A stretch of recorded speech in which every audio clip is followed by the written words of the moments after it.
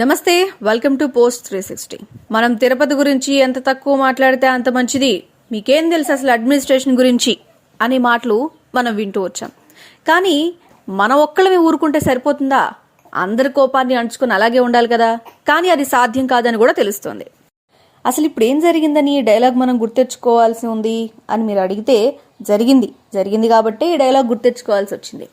తిరుపతిలో ఆమరణ నిరాహార దీక్షకు దిగారు హిందూ సంఘాలు, స్వామీజీలు. అయ్యో, ఇప్పుడు వాళ్ళకేమైంది? సడన్ గా వాళ్ల మనోభావాలు దెబ్బతినేలాగా ఏం జరిగింది అంటే, చిన్న చితకా విషయాలకి వాళ్ళు రారు. ఒకవేళ వచ్చేవాళ్లే అయితే ఇప్పటికే తిరుపతిలో అనేక రకాల పరిస్థితుల కారణంగా ఇబ్బంది పడ్డ మనుషులెందరో, చనిపోయిన వ్యక్తులెందరో, హఠాత్ పరిణామాలు, దుర్ఘటనలు, మంటలు చెలరేగడం, ఇంకాస్త లోతుకు వెళ్తే అనేక విషయాలు మనకు తెలియకుండా దాగి ఉన్న సంగతి అందరూ గమనిస్తూనే ఉన్నారు. కనీసం తిరుపతిలో ఉన్న వాళ్ళకైనా తెలుసు కదా. మరి ఇప్పుడు సడన్ గా వీళ్ళు ఎందుకు తెర మీదకి వచ్చారయ్యా అంటే, టీటీడీ తిరుమల తిరుపతి దేవస్థానానికి ఎదుటుగా ముంతాజ్ హోటల్ కి స్థలం కేటాయించారట. దాని గురించే వీళ్ళు రోడ్డు మీదకి రావాల్సి వచ్చింది. అసలు ఆమరణ నిరాహార దీక్ష చేపట్టడం అంటే వాళ్ళు ఎంతగా ఈ విషయం గురించి ఆలోచించి వాళ్ళ సమయాల్ని, వాళ్ళ పనులన్నీ మానేసుకుని మరీ వచ్చి దీక్ష చేస్తారు. మరి ఈ విషయం గురించి ఖచ్చితంగా అధిష్టానం ఇప్పటికైనా నిర్ణయం తీసుకుంటుందా, లేకపోతే అడ్మినిస్ట్రేషన్ గురించి మీకేం తెలుసు అని మాట్లాడే సందర్భాలే మళ్ళీ రిపీట్ అవుతాయా అనేది ఒక పెద్ద ప్రశ్న. సరే, ఈ ప్రశ్నని కాస్త పక్కన పెడదాం. ఇప్పుడు ఈ టీటీడీ భవనానికి ముందు ముంతాజ్ హోటల్ కి స్థలం కేటాయించొద్దు అని ఎప్పటి నుంచో కూడా దీన్ని ఆపేయడం జరిగిందా, లేకపోతే అక్కడ ఉన్న వాళ్ళు ఒప్పుకోలేదా? కొత్త ప్రభుత్వం, కూటమి ప్రభుత్వం రాగానే ఒప్పేసుకుంది. సరే, ఒప్పేసుకుంది. దానివల్ల వీళ్ళకి లాభాలెన్ని? ఈ విషయం తీసి పక్కన పెడితే, అసలు తిరుమల తిరుపతి దేవస్థానంలో ఏది జరగాలన్నా ఆ దేవుడికి సంబంధించి మాత్రమే జరగాలి అనే విషయాలు ప్రతి ఒక్క భక్తుడు కోరుకుంటాడు. జరిగేది అదే. కానీ ఇప్పుడు ఈ హోటల్కి ఇవ్వద్దు అంటానికి వాళ్ళకి సంబంధించిన రీజన్స్ వాళ్ళకి చక్కగా క్లియర్గానే ఉన్నాయి. మరి ఈ విషయం గురించి ఎవరు రియాక్ట్ అయింది, నిరాహార దీక్ష చేపట్టాలి అని ఎందుకు డిసైడ్ అయ్యారు ఎవరు అంటే, శ్రీనివాసానంద సరస్వతి స్వామి ఈ నిర్ణయం తీసుకున్నారు. ఆల్రెడీ దీక్షకు దిగిన సందర్భాన్ని కూడా మనం ఇక్కడ చూడొచ్చు. ఏ స్థలాన్ని అయితే వాళ్ళు కేటాయించారో ముఖ్యంగా దాన్ని కేటాయించడం వెనక్కి తీసుకోండి, ఈ డిమాండ్ ఖచ్చితంగా నెరవేర్చాల్సిందే అంటూ వాళ్ళు ఆమరణ నిరాహార దీక్షకు దిగారు. మొత్తానికి తిరుమల 7 కొండలు రక్షించుకోవాలి అంటూ వాళ్ళు దీక్ష చేపట్టడం అయితే మాత్రం హాట్ టాపిక్ గా మారింది. ఎందుకంటే తిరుమలలో ఇప్పటికే అగ్ని ప్రమాదాలు జరిగాయి, బస్ యాక్సిడెంట్స్ జరిగాయి, అడ్మినిస్ట్రేషన్ లోపాలు ఉన్నాయి అని ఎన్నిసార్లు చెప్పినా అసలు పైగా వాళ్ళ కోపాలు వస్తూ ఉంటాయి. గుమ్మడికాయలు దొంగ ఎవరయ్యా అంటే వాళ్ళలో వాళ్ళే కొట్టుకుని భుజాలు అడుగుకున్నారంట మొన్న చంద్రబాబు వచ్చినప్పుడు. ఈ విషయం మీకు కూడా తెలుసు కదా. ఇప్పటికే దుర్ఘటనలు చాలా జరిగాయి. ఎందుకయ్యా ఎలా జరిగినాయి అంటే, మా తప్పు లేదు, మీదే తప్పు అని ఒకళ్ళ మీద ఒకళ్ళు దోచుకోవడం, నా తప్పు లేదు అంటూ కొంతమంది వచ్చి చెప్పడం. గుమ్మడికాయలు దొంగ ఎవరంటే భుజాలు అడుగుకున్నట్టే కదా చేసింది. సీఎం చంద్రబాబు సమక్షంలోనే ఇలా జరిగింది.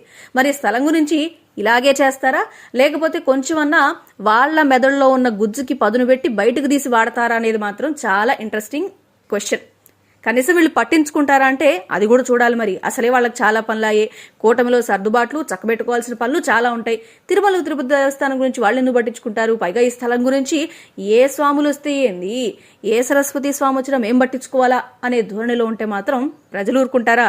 ఖచ్చితంగా వాళ్ళకి తగిన సమాధానాన్ని వాళ్ళు ఖచ్చితంగా చూపిస్తారనే చెప్పాలి. అయితే ఇంకొక విషయం మనం గమనించాలి. ఇందాక ఈ విషయాన్ని పక్కన పెట్టండి, అసలైన విషయం ఇంకోటి ఉంది అన్న. ఏంటి ఆ విషయం అంటే, మన అన్అపాలజెటిక్ సనాతని ఎక్కడికి వెళ్ళారు? ఆయనకి హెల్త్ బాగాలేదు, ఆయనకి స్పాండిలైటిస్ అనే ఒక పెద్ద రోగం. అసలు స్పాండిలైటిస్ అంటే 50 సంవత్సరాలు దాటిన ప్రతి ఒక్క ఇంట్లో కనపడే సమస్య.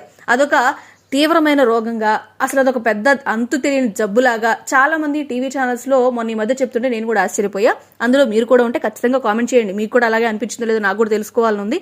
సరే, ఇప్పుడు ఎప్పుడూ కూడా దీక్షల కోసం ముందుగా ఉండే పవన్ కళ్యాణ్ ఎక్కడికి వెళ్లారనే ప్రశ్న వస్తుంది కదా. మరి ఇక్కడ స్వాములు వాళ్ళు దీక్ష చేస్తున్నారు, మరి వాళ్ళ మనోభావాలకి, వాళ్ళ మనసులకి, లేకపోతే వాళ్ళ ఆలోచనలకి విలువ లేదా?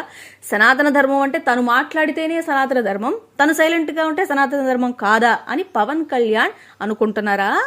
మరి సనాతన ధర్మం అనే పవన్ కళ్యాణ్ ఎక్కడ అంటూ చాలా మంది ఏం చేస్తున్నారు, నిలదీస్తున్నారు. ఇవన్నీ నేనంటే పొరపాటండి, నేననలేదు. చాలా మంది ఎక్కడ మా సనాతని అని వెతుక్కుంటూ నిలదీసి అడుగుతున్నారు. మరి వాళ్ళకి పవన్ కళ్యాణ్ సమాధానం చెప్తారా అనేది కూడా వేచి చూడాలి. అయితే సనాతన ధర్మం పవన్ కళ్యాణ్ ఎక్కడ అంటూ ఈ టాపిక్ మాట్లాడడానికి కూడా ఒక రీజన్ ఉందండోయ్. అదేంటంటారేమో, ప్లేకార్డ్స్ పట్టుకుని వాళ్ళంతా రోడ్ల మీద దీక్ష చేస్తున్నారు కదా.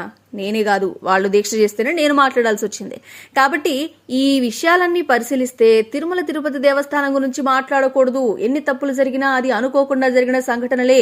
వైకుంఠ క్యూ కాంప్లెక్స్ లేకపోతే వైకుంఠ ద్వార దర్శనానికి సంబంధించో ఎన్ని జరిగినా సరే ఇన్ని సంవత్సరాల నుంచి అడ్మినిస్ట్రేషన్ బాగలేదు, మేం పర్ఫెక్ట్ గా చేశాము అని చెప్పేంత గొప్ప వ్యక్తులు మన ప్రభుత్వంలో మనకు కనిపిస్తున్నారు. ఇప్పటికైనా స్వాముల దీక్షలకైనా మన పవన్ కళ్యాణ్ గారు ఇప్పటికైనా వచ్చి మాట్లాడతారా? కూటమి ప్రభుత్వంలో వాళ్ళ సర్దుబాట్లేనా, లేకపోతే ఇలాంటి విషయాలు ప్రజలకు సంబంధించిందో వాళ్ళ మనోభావాలకు సంబంధించిందో ఏమన్నా రియాక్షన్ వస్తుందేమో అనేది మాత్రం మనం అందరం ఎదురు చూడాలి. ఇలాంటి వార్తలు ఖచ్చితంగా మీకు అందిస్తూనే ఉంటాం. మీ అభిప్రాయాలను మీరు తెలియజేస్తూనే ఉండండి. ఈ వీడియో చూసినందుకు ధన్యవాదాలు. మరిన్ని వీడియోస్ కోసం మా ఛానల్ని లైక్ చేయండి, షేర్ చేయండి, సబ్స్క్రైబ్ చేసుకోండి. Thank you so much.